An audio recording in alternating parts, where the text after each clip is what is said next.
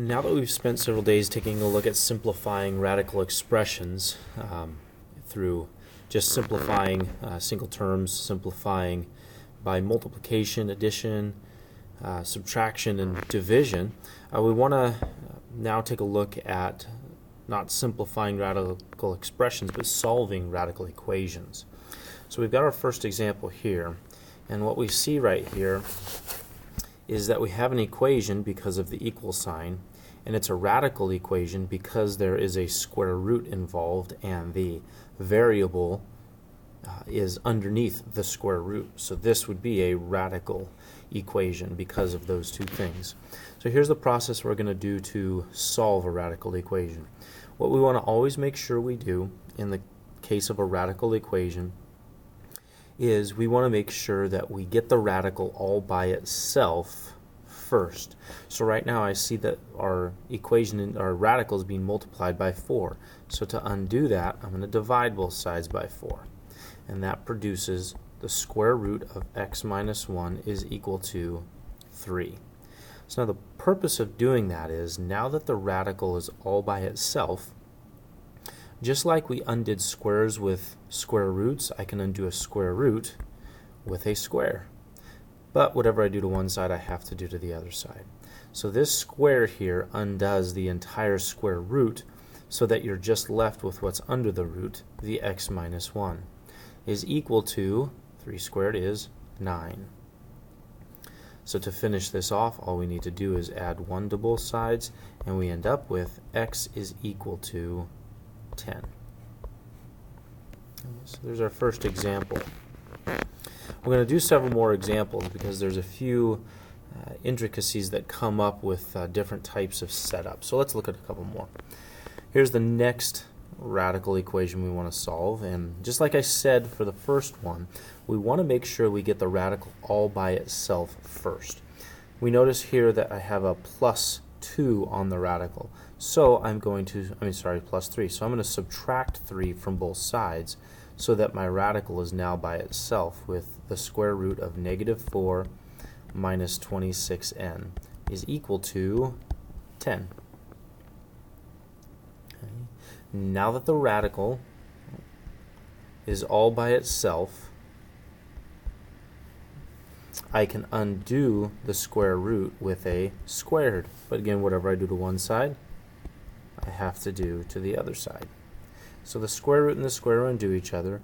We're left with negative 4 minus 26n is equal to 20 squared is 100. Okay. Now I have a basic linear equation to finish solving. I'm going to add 4 to both sides to get negative 26n is equal to 104. And then I'm going to divide both sides by negative 26. And in that case, I get n is equal to negative 4. So again, get the radical by itself, then undo the radical with a square. Now I have to do that to the other side as well to maintain equality.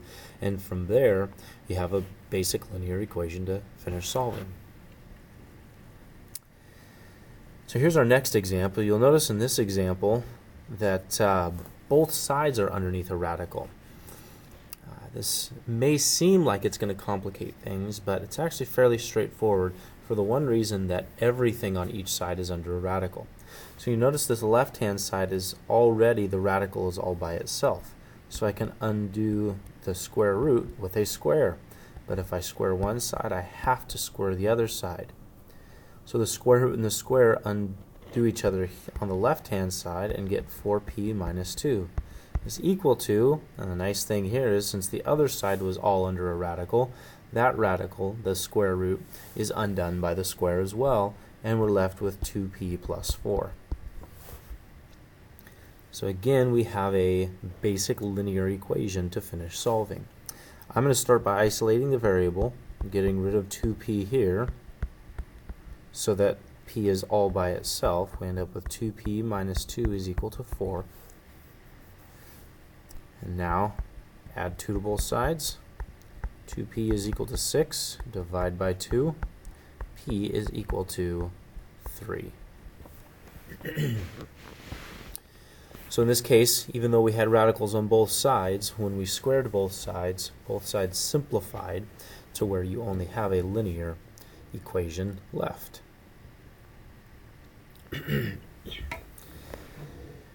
Let's go ahead and move on to another example. This example illustrates how things can get a little bit different.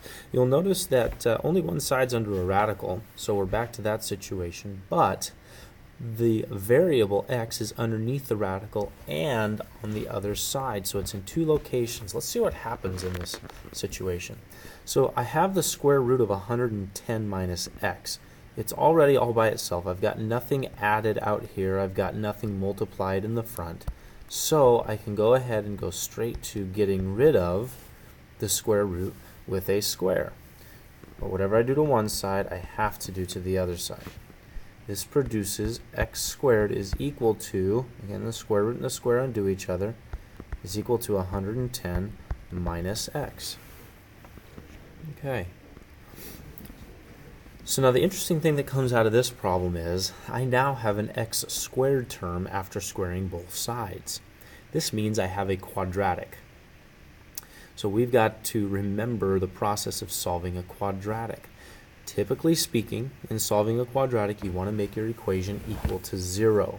You have to do that for factoring, and you have to do that for the quadratic formula. So let's go ahead and do that here. I'm going to start by adding x to both sides. I can't combine the x squared and the x because they're not like terms. One has a square, the other doesn't. So I'm going to keep it x squared plus x is equal to 110. And then I'm going to subtract 110 from both sides. And that gives me x squared plus x is equal to, x squared plus x minus 110 is equal to 0. It's equal to 0. So we now have our quadratic set equal to 0. I'm going to first start by factoring. So if we recall the method that we learned to factor, it's what two numbers multiplied to the coefficient in front of the x squared. Well, it's a 1, so 1 and 1. Now, what two numbers, factors multiply to the constant term, the negative 110. I see that I need to add to 1 in the middle, so I'm going to do a 11 and negative 10 as the multiples that multiply to negative 110. Doing the multiplication across, 1 times 11 is 11, 1 times negative 10 is negative 10, and those add to 1, which is the coefficient in front of the x, which is what we're going for. So we now know we can pair diagonals together, and that produces, these first terms are the x terms, so that produces x minus 10 times x plus 11 equals 0. So if we take a look at this factored quadratic, we can now use the zero product property, which says if I have two things multiplied together to equal 0, one of them has to equal 0. So what makes x minus 10 equal to 0? X equaling 10. What makes x plus 11 equal 0? X equaling negative 11. So these are the two solutions that we're getting. Now, one of the unique things about solving equations, radical equations, and having to square is that when it produces a quadratic that we're solving, sometimes only one or none of the solutions we get actually work. So let's go ahead and check our solutions. Original equation was x equals the square root of 110 minus x. Let's try 10. 10 is equal to the square root of 110 minus 10. That is 10 equals the square root of 100. 10 equals, square root of 100 is 10. This is a true statement, therefore x equals 10 is a solution to our quadratic. Now let's try negative 11. Does negative 11 equal the square root of 110 minus negative 11?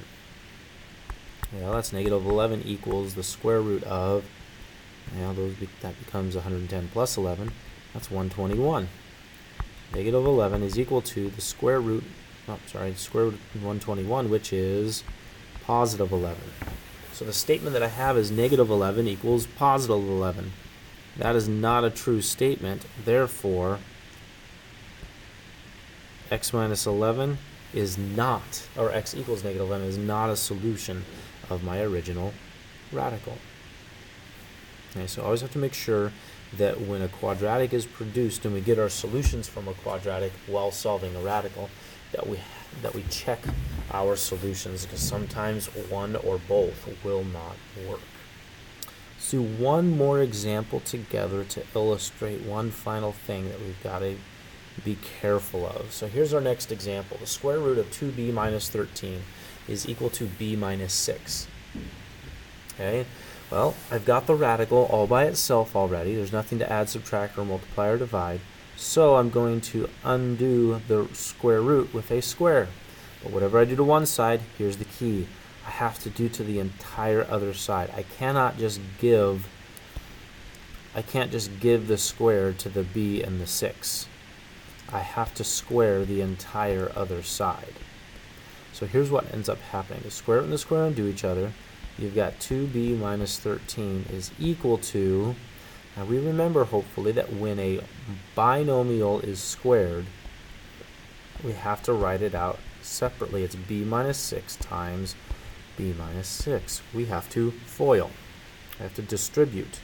So 2b minus 13 is equal to, b times b is b squared, b times negative 6 is negative 6b, and negative 6 times b is another negative 6b.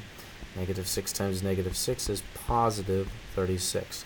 So if we would have just given the square to the b and the 6, we would have missed these middle terms right here, which those middle terms I can actually combine. So that's 2b minus 13 is equal to b squared minus 12b plus 36. Again, I end up with a quadratic because of that b squared. So what I'm going to do in this situation again is I'm going to set my quadratic equal to 0. So I'm going to go minus 2b from both sides and plus 13 on both sides.